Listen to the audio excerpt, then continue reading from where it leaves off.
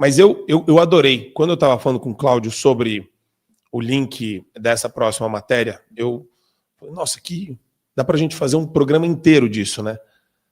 Filantropia Suprema, o Fundo de Amparo aos Ministros Carentes, que é a matéria do Metrópolis. Banco de ex-investigado pagou jantar com ministros do STF em Nova York. Dono da instituição, esse truta que foi preso, né? Peraí, deixa eu fechar aqui. Meu Deus, como esses sites são poluídos, que desgraça esse negócio. Todos os sites estão chatos para entrar, meu Deus do céu. Tem que falar com o pessoal da Oeste também, que tá chato pra caramba. Você tem que dar 300 cliques para acessar a matéria. O do Metrópolis também. Chato demais, meu Deus do céu. Aí você vê o seguinte, olha só. O Daniel Vorcaro, acho que esse cara tem o quê? 42 anos? É 4 anos mais velho que eu. 42. É bilionário, multibilionário. Agora também, o nome na praça não é o melhor, não. O nome na praça aqui em Minas Gerais, só de chegar, você saber, você dá uma cheirada ali do, né? Quem que é, pergunta, tal. O cara queimadaço. E esse negócio tava para explodir já faz tempo. Tava todo mundo falando do Banco Master explodir, o negócio. E eu falei, esse negócio não tá explodindo, tá muito estranho. Todo mundo sabe o que tá acontecendo. E olha que interessante isso. Todos eram convidados da conferência do LEAD, que foi realizada em Nova York nos dias 14 e 15, aproveitando o fim de semana prolongado da proclamação da República aqui no Brasil. Durante a viagem, os ministros eles passearam, né? Nesse jantar a gente está falando de Alexandre de Moraes, Gilmar Mendes, Barroso e Lewandowski. E foi um jantar oferecido no restaurante Fasano, New York, na Quinta Avenida. Linda. Porque ele é sócio do Fasano nos Jardins, ele tem cota no Fasano. Que maravilha, olha que bonito isso. Então, o Daniel Vorcaro, 42 anos, ofereceu um belíssimo jantar para os ministros do Supremo Tribunal Federal. Neste evento, ele fez um jantar ainda de boas-vindas à galera do LEAD.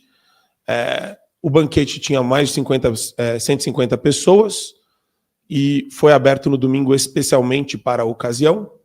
5 canapés servidos no Barreto, né, o canapé tradicional, $65, R$350 por pessoa. Você podia experimentar o tartar de atum. Olha aí, Karina, você prefere tartar de atum, salmão defumado com caviar, tortelete de trufas e brusquetas de cogumelos porcini, ou steak tartar tradicional? Sim, não tem foie gras, caviar, champanhe crystal. Olha, eu vou falar, não foi só em Nova York, viu, Marco? Ele faz isso também em Londres, ele teve também em Londres, patrocinando em Londres também esse encontro com ministros e pessoas também muito influentes brasileiras. A história dele não é antiga, já circula já nos bastidores há muito tempo, a influência que ele possui em cima até mesmo de senadores, porque ele tem ele fazia um esquema ali de precatórias, né? Então tem esse esquema de precatório também que está ligado com o INSS agora na CPMI, que eu dei uma sugestão para o senador Isalci ontem no programa, de abrir essa CPMI também, porque ali tem um elo de ligação entre tudo, né? Porque não é à toa que esses bancos estão envolvidos em tantas manobras ilícitas, ilegais, que vêm acontecendo diante dos olhos de todos, até mesmo do próprio mercado financeiro e até mesmo da própria Faria Lima. O caso do Daniel Vorcaro ganhou uma repercussão mundial. Para vocês terem uma ideia, Bloomberg estava falando do caso já de Daniel Vorcaro e do banco, que também estava envolvido com um banco ali da Arábia Saudita, que estavam para fechar um negócio, e um dia antes saltou tudo. A questão aqui está sendo comparado o caso do Daniel Vorcaro com o caso Madoff. Não sei se vocês se lembram do caso Madoff, que aqui é um dos maiores roubos e que já aconteceram na história. E o Daniel Vorcaro, dentro do Senado, o que ele fazia? Ele comprava senadores. Ele tinha senadores que faziam que os trâmites dele acontecessem. Tá? Que isso já são informações de bastidores e investigações, acho que vai levar a essas pessoas. A Polícia Federal aqui fez um trabalho excepcional, e aqui tem que ser dito, porque esse é um trabalho realmente ímpar que a Polícia Federal desenvolveu, e tem que continuar essas investigações. Obviamente, vamos ver os desdobramentos disso. Não é pouca coisa. O rombo que o Daniel Vorcaro deixou e possivelmente deixará a todos os seus acionistas e todos os correntistas, já estão falando ali na faixa de 8 bilhões, algo em torno a isso, tá? Que depois, acho que muito mais vai vir à tona. As pessoas que foram lesadas têm aí uma base de cobertura de R$250 mil só, aquelas que tinham esse dinheiro na conta, que tinham 250 mil, vão poder levar. Aquelas que têm mais de 250 mil, já vai ficar mais complicado de rever, vai demorar mais tempo. Mas a questão é o seguinte, a questão é que tem também o caso Nordeste, lá na Bahia, né, que esse banco também usava todos os trâmites ali na Bahia para correntistas e para as pessoas vulneráveis, que essas pessoas também foram lesadas por esse banco. Então, é um escândalo internacional, não só brasileiro, tá? Que ganhou uma dimensão muito maior, porque os fundos, eu estive conversando com várias pessoas do mercado financeiro ontem, inclusive pessoas que têm fundos, que fazem gestão de fundos enormes, grandes, de bilhões no mundo inteiro, fundos importantes, e eles estavam falando, essa pessoa, ele fez algo completamente ilícito. Isso em qualquer país do mundo daria a ele, no mínimo, 20 anos de prisão. Que é isso que esperamos que aconteça, porque foi muito lesado. Ele lesou muita gente e deixou um rombo gigantesco que será impossível de ser ressarcido. E é importante lembrar, Karina, que eu esqueci de dar o contexto, né? Essa matéria do Rodrigo Rangel, da coluna dele, é de 17 de novembro de 2022. Lembra aquela eleição de 2022 que foi pouco polêmica por conta das investidas do TSE, do Tagliaferro, do Radiolão? Lembra do Radiolão? Todo mundo esqueceu do Radiolão. E era no meio desse clima, dessa temperatura, que esse cara aí estava financiando caviar para a turma golpista mesmo, né? A turma golpista comeu caviar em Nova York no dia 15 de novembro, depois do lead. Então é interessante você ver, né? E é isso que eu falo. Esse cara aí, ó, tem todo mundo no bolso, tá? Isso daí é que nem Gotham City. E outra coisa, as festas extravagantes que ele fazia, porque o que ele fazia? Ele viaja para o mundo inteiro, depois ele tem amigos, tem essa nova namorada dele agora, que é brasileira, enfim. E essa namorada brasileira tem uma marca, e ele injetou, só para você ter uma ideia, no lançamento dessa marca, dessa brasileira, para fazer a festa de lançamento, que ele alugou o Vizcaya, Museu Vizcaya em Miami, ele gastou 5 bilhões de dólares só para fazer uma festa de lançamento. E fora tantos outros investimentos e tantas outras coisas que foram feitas, e tanto dinheiro gasto com viagens para a Europa, alugando carro, alugando hotéis caríssimos, dinheiro assim, ó, a rodo, e todo mundo que estava em volta dele dizia, como é que essa pessoa tem tanto dinheiro assim para jogar fora? Porque até mesmo os milionários no verão europeu começaram a questionar, né, como que esse homem ostentava tanto dinheiro daquela forma. E aí a explicação. Exato. Que aí eu queria também jogar o Gustavão nesse papo, porque a gente tem um país de escândalo, um país confuso, um país sem identidade, um país rasgado pela corrupção moral e financeira. Esse é o retrato de um Brasil dominado por essa juristocracia e pela esquerda estrutural, Gustavo. Exatamente, Marco.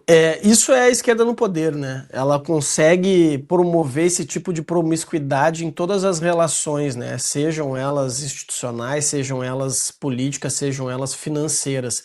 Porque todo mundo ganha muito dinheiro, só que é óbvio, né? Assim como é o caso do Banco Master, né? Que estava ali, como a Karina bem falou, estava a ponto de ser vendido para um grupo de investidores árabes, inclusive o pessoal que era o sócio nesse consórcio aqui no Brasil, a Fictor, eles estão tendo que ir agora para o Oriente Médio dar explicações, porque os caras botaram muita grana ali, botaram o seu nome, né? E poucas horas antes de ser concretizado o negócio, aí né, foi deflagrada a operação da Polícia Federal, porque já vinham monitorando, né? É óbvio, é quase que um esquema de pirâmide o que esse cara fazia, não existia, não tinha lastro financeiro nenhum, mas ele ia gastando, por que ninguém fazia nada? Porque todo mundo estava ganhando o seu. Todo mundo estava ganhando o seu. Só que a partir do momento em que ia vir um grupo estrangeiro para comprar, que era obviamente algo, uma massa falida, né? Porque depois eles iam descobrir, isso não ia ficar assim. Então, para impedir que isso acontecesse, deve ter sido uma das razões, a Polícia Federal agiu e disse: olha, não dá para vender e tem que ser liquidado e o cara tem que ser preso. Então agora está preso, acho que vai ficar pouco tempo preso, justamente pelas relações que tem, inclusive com o STF, né? Aliás, isso se tornou uma tradição, né? Vamos lembrar que lá em dezembro de 22, se não me engano, o STF mudou o seu entendimento ali, né? Mudou o seu regimento interno para permitir que escritórios que tenham atuação de parentes, né, como esposas principalmente, pudessem atuar no tribunal sem haver conflito de interesse. Que é óbvio que existe um conflito de interesse, mas eles mudaram e disseram, não, tudo bem. Então tem vários casos aí de escritórios que parentes muito próximos, né, principalmente esposas de ministros, fazem parte e estão ganhando causas bilionárias no STF. Esse era mais um.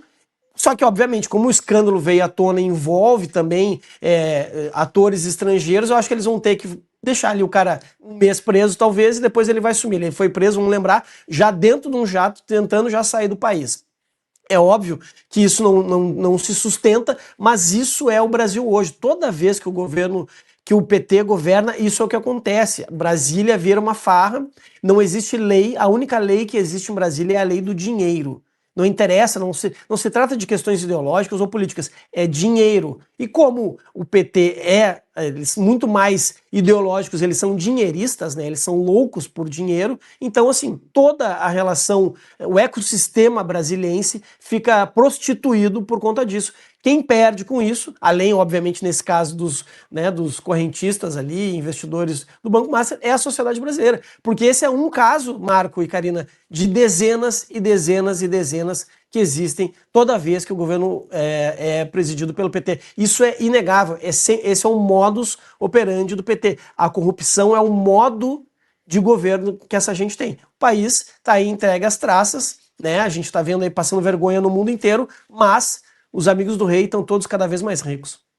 E olha só, uma informação importante para vocês verem que eu acho que pode ter vazado também essa operação, porque quando a operação da Polícia Federal decide, né, às 3 horas da tarde de terça-feira, que sai lá o ofício para fazer a deflagração, tá? Para ir buscar mandados de prisão e tudo isso. Às 3 horas da tarde. Às 5 horas da tarde, o Daniel Vorcaro já estava ligando para o aeroporto de Guarulhos para fazer o avião partir. Ele já estava tentando uma escala, organizando o avião dele privado, a partir das 5 horas da tarde. A Polícia Federal, como ele já estava sendo monitorado, liga o sinal de alerta, até que eles verificam que ele consegue bucar de última hora, porque não tinha nenhuma viagem marcada para Daniel Vorcaro naquele dia, não tinha nada registrado, tá? E acontece que ele consegue fazer esse voo às 10 horas da noite. Quando ele chega no aeroporto às 10 horas da noite, ele encontra com a Polícia Federal dentro do raio-x. E aí parte a deflagração. E aí que entra a contradição, porque ele disse ali na Polícia Federal que ele estava indo a Dubai, porque como ele tinha fechado o acordo com os Emirados Árabes, ele tinha que ir até lá para fazer os acordos. Só que o voo dele não ia para Dubai, o voo dele ia até Malta. Percebe? Então, assim, aí a polícia fala, então isso daqui pode se configurar uma tentativa de fuga, porque o que ele diz não condiz com o que está escrito dentro dos registros internos, inclusive das escalas e do voo que ele iria fazer. Enquanto isso, as informações que a gente tem é que a namorada dele voava com outro avião dele de Miami para Dubai, para se encontrarem em Dubai. Enfim, tem várias coisas aí. Depois o avião fez meia volta e foi para o Brasil. Então, vamos ver o que vai acontecer com essa história, mas ficou feio a história, virou mundial, viu, gente? Isso daqui não é brincadeira, não.